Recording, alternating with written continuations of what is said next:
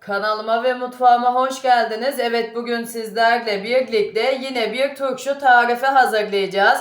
Böyle 2 senede kalsa asla çürümeyen ve bütün püf noktalarını da sizlerle paylaşacağım arkadaşlar. Diğer turşu tariflerimde olduğu gibi. Kesinlikle belirtmek isterim ki bütün turşu tariflerimi gönül rahatlığıyla deneyebilirsiniz. Çünkü en ince püf noktalarını bile sizlerle takipçilerimle paylaşıyorum. Evet, hemen böyle salatalık turşumu bir göstermek istiyorum. Yani neden gösteriyorum? Kesinlikle gönül rahatlığıyla turşularımı yapabilin diye. Kesinlikle asla çürüme olmadı ve kütür kütür bir salatalık turşusu tarifim oldu. Çünkü her sene yapmış olduğum turşu tarifi, bakar mısınız, sarımsağımızda da ne bir yeşillenme oldu ne bir şey oldu ve gerçekten de kütür kütür bir salatalık turşusu tarifi oldu. Evet, o zaman gösterememiştim salatalık turşumu. Çünkü o şekilde paylaşmıştım yetişmeden. Bakar mısınız? Yani hiç asla ne bir çürüme var ne bir şey var. Evet, bu salatalık turşusu tarifimi de bu videomun üzerine etiketleyeceğim. Oradan da bakıp yapabilirsiniz isterseniz. Ama tavsiye ederim arkadaşlar, kesinlikle denemenizi. Çünkü emin olmadığım hiçbir tarifimi sizlerle paylaşmıyorum. Evet, şimdi tarifimize geçelim. Burada 1 kilo sarı biberim var. Ben bunu daha önce de yapmıştım ama videoya alıp sizlerle paylaşamadım. O kadar güzel olmuştu ki altını renginde bir rengi oldu turşumun. Yine dün pazardan aldım ve yapmak istedim. Yapmışken de sizlerle paylaşmak istedim tarifimi. Burada da kıl biberim var. 1,5 kilo, yarım kilosu acı, 1 kilosu tatlı. Hemen burada da böyle 5 baş sarımsağım var. Sarımsaklarımın da kabuğunu soydum ve güzelce yıkadım temiz olacak şekilde. Biberlerimi de temiz olacak şekilde yıkadım. Bunu da belirteyim. Burada da bir tane limonum var. Böyle dilimledim, turşumda kullanacağım. Evet, şimdi biberimizi doğramakla başlayalım.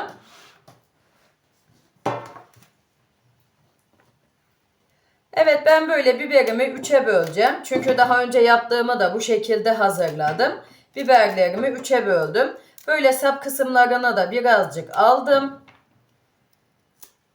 Tamamını almayın. Birazını alırsanız yeterli sap kısmını.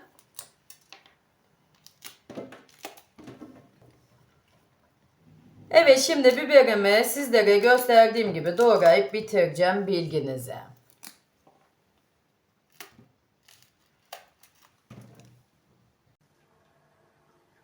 Evet, biberlerimi doğradım. Sizlere gösterdiğim gibi şimdi cam bidonumuzun içine ilave edelim. Böyle altına 10 tane kadar sarımsak ilave ediyorum. Üzerine biberlerimden ilave ediyorum.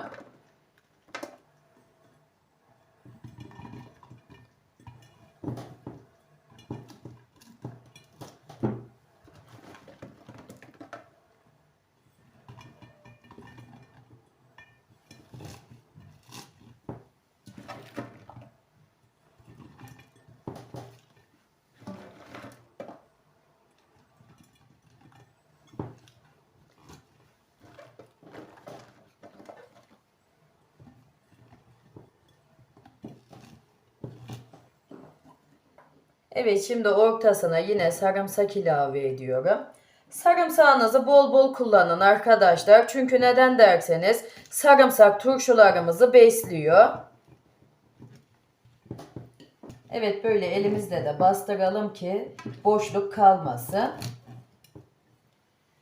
Evet, şimdi böyle 3 tane de limonumu böyle kenara katıyorum.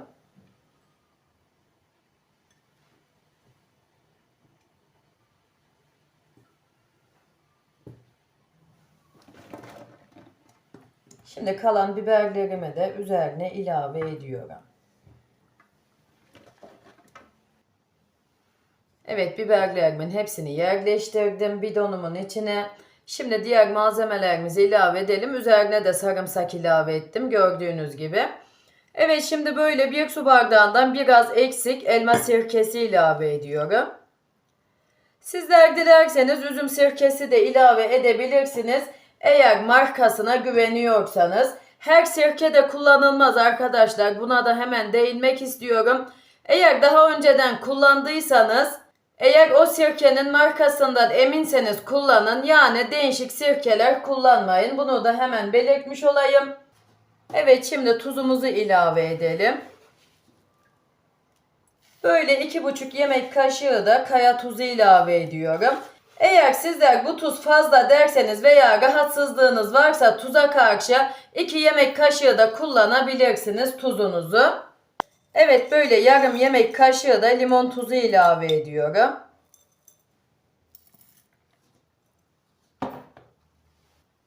Böyle yarım yemek kaşığı da şeker ilave ediyorum. Şimdi üzerine su ile dolduracağım. Evet, her turşu tarifimde olduğu gibi bu turşu tarifimde de belirtmek istiyorum. Hazır su kullanın arkadaşlar turşularınızda. Çünkü neden derseniz çeşmelerin suyu fazla aratılmadığı için, kireçli olduğu için turşularımızda çürüme yapıyor. Bunu da hemen belirtmiş olayım. Eğer hazır su kullanmak istemezseniz çeşme suyunuzu kaynatın. Kaynattıktan sonra tamamen soğutun. Soğuttuktan sonra kullanın turşularınızda, bilginize. Evet, hemen böyle ağzını kapatmıyorum. Şimdi su aşağı indikçe üzerinde su azalıyor. Şimdi ben 5 dakika ağzını kapatmayacağım. Suyumun eksilip eksilmediğini görmem için. Eğer eksilirse üzerine biraz daha su ilave edip ağzını kapatacağım. Bilginize. Evet, hemen böyle hazırlamış olduğum turşumu karşıya alıyorum. Diğer kıl biber turşumuzu hazırlayalım. Evet, şimdi bu biberlerimin de sap kısımlarından biraz alıyorum. Hemen böyle ucundan da bıçağımla kesiyorum ve yan taraftaki tepsimin içine alıyorum. Evet, şu şekilde de yapabilirsiniz. Göbeğine bir bıçak da batırabilirsiniz. Ucundan dilimlemek istemiyorsanız.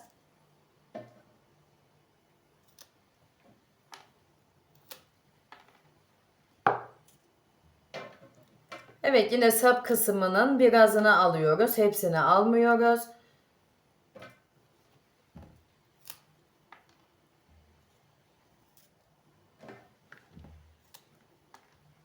Evet, hepsini sizlere gösterdiğim gibi yapıp bitireceğim, bilginize.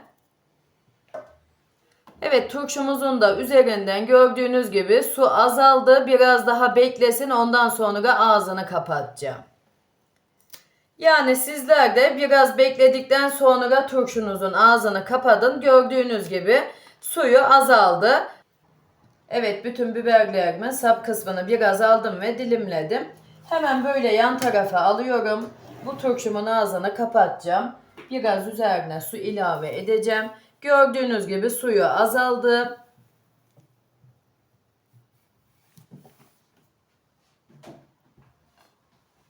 Evet, böyle vakumlamış olduğum kapağımı da kapatıyorum. 2 geri bir ileri olacak şekilde. Evet, ağzını iyice sıkılayalım. Sıkılamazsak eğer hava alırsa turşumuz bozulur. Evet, tamam, şimdi bu şekilde ağzı aşağıya bırakacağım. Evet, şimdi bu turşumuzu da hazırlayalım.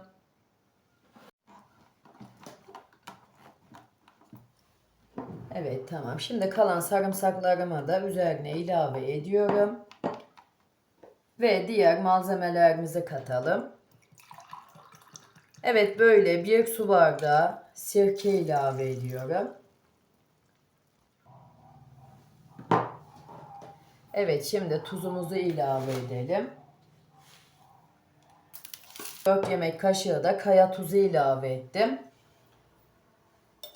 Evet, şimdi böyle yarım yemek kaşığı da limon tuzu ilave ediyorum. Yarım yemek kaşığı da şeker ilave ediyorum. Yine eğer limon tuzunuzu fazla kullanmak istemiyorsanız 1 tatlı kaşığı da ilave edebilirsiniz. Ama bu vermiş olduğum ölçüleri kullanırsanız turşumdan daha güzel sonuçlar alırsınız. Bunu da belirteyim. Evet, şimdi üzerine su ile dolduracağım. Yine hazır su kullanıyorum.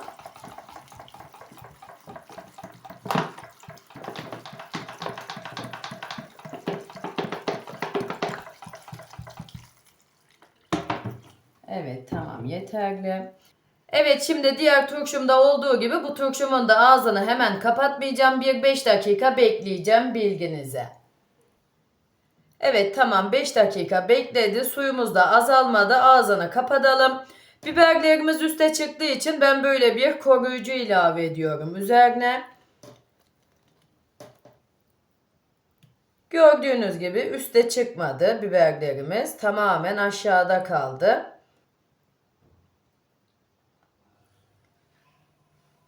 Evet, tamam. Şimdi bu plastik bidonlarımızın kapağı iyice oturmadığı için ben önce üzerine böyle bir buzluk poşeti kapatıyorum. Sonra kapağımı ilave ediyorum. Bu şekilde yaparsanız kapağınız sıkılanıyor, hava almıyor. Bunu da belirtmiş olayım. Evet, şimdi ağzını sıkı olacak şekilde iyice sıkılayacağım. Ki hava almasın. Eğer hava alırsa turşumuz bozulur. Evet, tamam. Hemen şöyle göstereyim, bakar mısınız? Yani o kadar güzel turşu oldu ki kesinlikle gönül rahatlığıyla yapabilirsiniz. Evet, hemen bu turşumu da bu şekilde ağzı aşağıya bırakıyorum. Evet, hemen böyle daha önceden hazırlamış olduğum turşularımı da sizlere göstertiyorum ki gönül rahatlığıyla yapın bütün turşu tariflerimi diye. Evet, bu turşu tarifimi daha önceden yayınlamıştım. Bu turşu tarifimi de bu tarifimin üzerine etiketleyeceğim. Oradan bakıp yapabilirsiniz.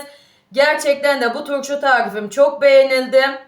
Yani bakar mısınız, suyu bile asla bulanmadı. Kesinlikle gönül rahatlığıyla yapabilirsiniz. Üstüne bastıra bastıra söylüyorum.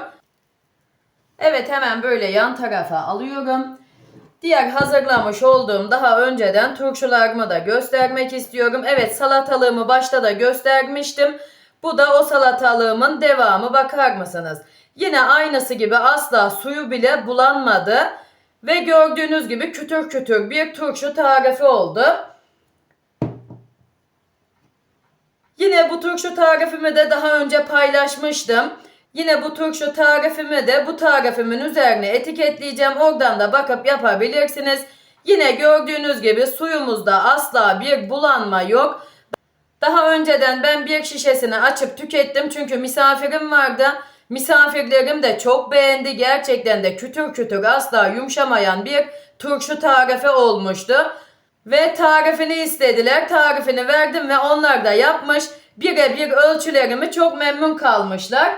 Yine sizler de turşu tariflerimi yaparsanız bana yazın arkadaşlar. Olumlu, olumsuz bütün yorumlarınızı bekliyorum. Evet, bugünkü tarifim de buraya kadardı. Umarım beğenirsiniz ve daha güzellerini sizler yaparsınız. Evet, videomu sonlandırmadan önce de sizlerden küçücük bir isteğim var.